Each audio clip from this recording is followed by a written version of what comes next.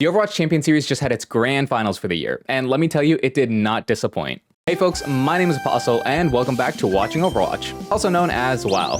This is the show where I give you the rundown on anything you might have missed in the world of Overwatch Esports. Now, as you all might be aware, the OWCS Major in Stockholm was this past week, where we saw the top teams from around the world come together to figure out who's standing at the top for this year. There were some surprising outcomes and upsets that we'll go over here in detail, but here's my spoiler-free picks for what the must-watch games are. First, Crazy Raccoons versus Team Falcons. As always, any matches between these guys are super hype, and this time was no exception. Next is Toronto Defiant versus Twisted Minds.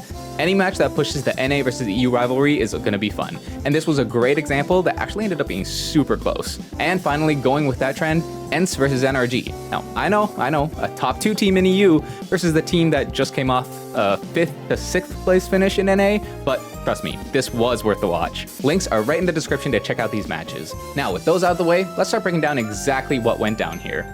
Our first match of the championship was in Twisted Minds versus Team Falcons. Now, this matchup was one of the more unassuming ones, but it turns out these guys actually slugged it out, with Falcons winning a 2-1. Now, obviously the format makes it hard to know if this was truly close, or if Twisted Minds just got lucky, but we genuinely saw some impressive stuff coming out of Twisted Minds here. Falcons opened things up with the Mauga Classic, and Twisted Minds were actually able to do a pretty decent job countering it thanks to their Pharah comps. Ironically, I think their lack of flexibility actually helped them catch Falcons off guard here. It didn't take long though for Falcons to figure out how to flip things around, and once Hanbin pulled out the Junker Queen, it was pretty much over. The biggest thing we saw from this match was actually Stalker, who was matching Quartz on hitscan, while Proper played the Genji. Remember, Quartz is pretty widely considered the best hitscan in EU, right? Well, Stalker, he kind of owned him.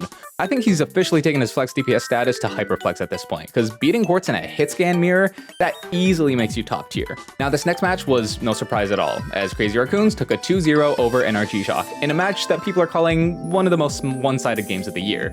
Shock's biggest success here was winning a couple fights and at least getting overtime in Saravasa. But hey, no disrespect to NRG, it's Crazy Raccoons, right? This was to be expected. Next up though, we did get something interesting as we saw the first battle of NA versus EU thanks to Space Station and Nightmare, which actually ended up being a 2-0 for Nightmare. This is a super surprising result, given that we are in a hard rush meta, which is like the big thing that EU is known for, right? But little did we know it would actually end up setting the tone for the whole tournament here. Despite the coordination and discipline that SSG is known for, Nightmare actually got the better of them in this department, with consistently better ult usage and engagements. Several fights, we saw SSG using 3 or 4 ults to win a fight that probably could have been won with just the first 2. And also Zira, he had an incredible performance, consistently beating Psycho in the Echo Mirror. Remember, this is Zira's first year in Tier 1 competition, whereas Psycho made Owl twice and has plenty of contenders wins under his belt, so he's got a proof that the new gen can be pretty cracked. Now the next match was Toronto versus ENCE, which was a long-awaited rematch ever since Dallas. This time though, Toronto took it easily with a 2-0, and it was pretty much just a team diff. While neither Merit nor Kai are super comfortable on the Reaper guy, Toronto was more than able to make up for it with their coordination, while ENCE as usual kinda struggled without Kai or Kevster being able to have a carry level performance.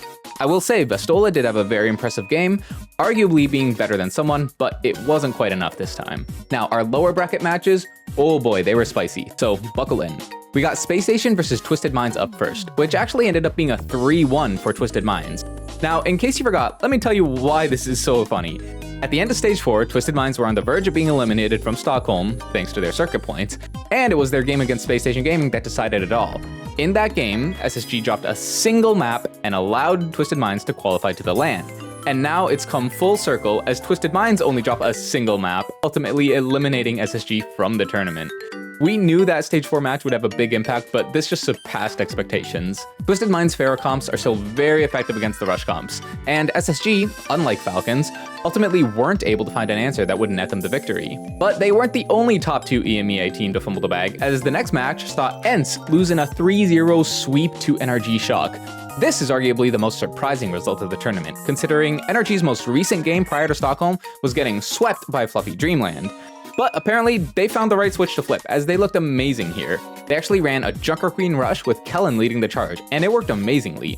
Tree and Scissors also had some of the best performances we've seen out of them recently. And Scissors in particular, he was so solid, a genuinely consistent player. It just makes me wonder, where the heck was he in Stage 4? He would have made a huge difference. But yeah, with that, our top 2 EMEA teams were completely eliminated from the tournament. The hometown curse might just be too strong. Now, heading on to the next day, things were kinda less exciting as we saw 2 NA versus Korea matchups. First was Team Falcons versus Nightmare, which was a 3-0 win for Falcons. Nightmare, they were fairly competitive, honestly, but Falcons, they just always find ways to clutch a win and turn fights in ways that no other team could do. Nightmare is solid, but sometimes you just get outperformed, right? And things were basically mirrored on the second game, with Crazy Raccoons taking a 3-0 win over Toronto Defiant. Honestly, there's not a lot to say here. If anything, the gap between these teams seems to have just gotten bigger since the last time they met. Merit may be an S tier hit scan, but Lith proved again that he's just a clear step above. So with that, back to the lower. Here, we got one of the best matches of the tournament, in Twisted Minds versus Toronto Defiant, the final chance for EMEA to make a stand against NA. Unfortunately though, it wasn't to be this time, as Defiant won a map 5 banger in a 3-2.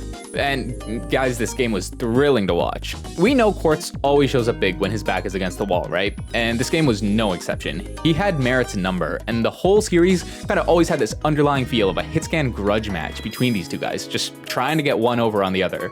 The surprising star for Twisted Minds was actually Bliss, who had a very good performance on the Brig, and he was reminding people why he was considered one of the best main supports in Korea for a time. TM, they played very well overall, and they got one of the most insane push comebacks I've ever seen, turning around what had been at one point a 120-meter lead for Toronto.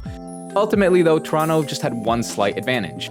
They were way more flexible, and they used it by picking New Junk City and forcing Libda off of his Pharah, which was just enough to let Toronto finally take the win. Sugar Free came up big with his Genji performance to finish things off, and Quartz's back finally gave out. Honestly though, this was an amazing match that really could have been Twisted Minds wins if a few things go differently. Now the other match was one we've been curious about for a while, NRG versus Nightmare. We didn't get to see this in stage 4 thanks to NRG fumbling a bit, but we got it here, and it was actually not that close. NRG took the win here in a 3-0. Nightmare was trying several rush variations, with a Maoka to start, trying to mirror Kellen on the Junker Queen, even a Rhine comp on Circuit. But NRG, they'd been running that Junker Queen from the start, and they were way more comfortable on it. They stuck to their guns, and it paid off big for them. Now, earlier I said that Zera is kind of proof that the new gen is cracked, right? Well, Scissors isn't going to let him prove that alone, as he showed up big as usual. I think Zera is still the more flexible player, with some better peaks on Genji and Pharah in particular, but Scissors on the Tracer and Echo can definitely match him. Now, the next few matches followed the same scorelines, so we'll go through them quickly. Despite NRG's success over Nightmare, they weren't nearly enough to take on Toronto, as that game was wrapped in a quick 3-0. The best of NA continues to be the best by a sizable margin. But hey, NRG had a much better run than expected over the tournament, so can't be upset if you're them. Back up in the upper, we got the penultimate face-off between Falcons versus Crazy Raccoons. Sometimes though, the hype doesn't pay off, as this was a 3-0 in favor of Falcons. While this is surprising, the Korean broadcast actually pointed out a big difference between the two teams, and that Stalker was using the Echo copy as an initiative tool by copying the Reaper, whereas Heesang, on the other hand, he was saving it to be able to use it as an escape tool or a second life, which meant that Crazy Raccoons was always on the back foot since they had trouble opening. But hey, we've seen this before, where one of these teams doesn't take the first match quite seriously since they want to save the real strats for the finals, so it's probably nothing to worry about, right? Especially considering the next match, which was a rematch between Crazy Raccoons and Defiant. And this ended the exact same way it went last time, 3-0 for Raccoons. Toronto did play a lot closer this time, but still nowhere near good enough to actually make them sweat. Sugar Free, he did look incredible individually, and was arguably the second best DPS in the lobby. But I really think Toronto could have used another Korean bootcamp, similar to what they did for EWC, because without it, Raccoons just look untouchable by the rest of the world. But now we get to the grand finals and the final rematch between the Falcons and Raccoons. It became clear very quickly though that the last meeting, it wasn't a fluke. Falcons took the win in a 4-1 game. It was a lot closer at times, and Raccoons definitely cleaned up some of their earlier issues, but the Falcons played like a team possessed. Proper, in classic fashion at this point, was having his way with the Raccoons backline, which really felt like it was the weak point for Raccoons this match. Shu, he just kind of was getting caught out and isolated, and the Falcons were punishing it consistently.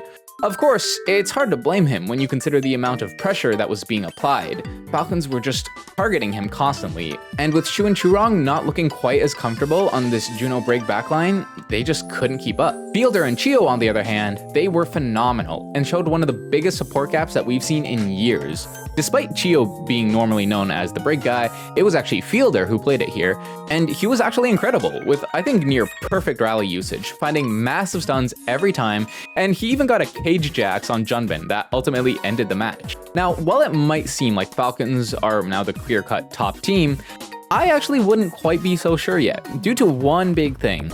Like I said, it was a 4-1, right?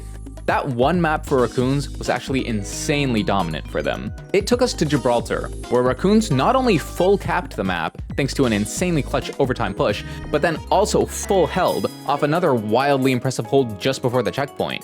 On the dive comps that we saw here, Raccoons were just on another level, even spawn camping the Falcons at times. Honestly, I'm not sure why they committed so hard to the Maga comps in the other maps when they looked this much better on a more normal comp. Lip on Widow, Heesang on Tracer, just looking unstoppable. Now, part of this scoreline may be because Proper was subbed out on Gibraltar and they wanted Happy in to play Hitscan, but still, it shouldn't have made that big a difference. Unfortunately, Raccoons were just a little bit too confident on the other maps to decide to try out this other stuff. But the point to be made there is that these teams, they've been going back and forth all year long. And yeah, while Falcons might have gotten the final word for now, you can't count Raccoons out of it yet. In another meta, things go very differently, and these guys will likely continue to be the only team who can actually force the other to go all out. Until then though, Falcons are officially your OWCS 2024 champions. Now, this part of the video, normally I'd get into player moves and roster announcements and a look at what's going to be coming up next, but there's actually a lot to be covering there, so I'm going to do something new and save those for their own video, so I can give everything there the attention it deserves. Trust me though, you're not going to want to miss it, especially if you plan to follow things next year. It'll help you get the rundown on all the important updates. So make sure you keep an eye out for that, as well as another big announcement that I actually have coming out very soon. There's been some cool stuff happening behind the scenes here that I cannot wait to share with you all. As always, links to everything I talked about can be found in the description below. And like I mentioned, there's a lot of super cool stuff on the horizon, so make sure you keep your head up, try and catch it all. But hey, even if you can't keep up with all of it, there's no need to worry, because that's what I'll be here for. Thank you all so much for watching, I hope you enjoyed it, and take care.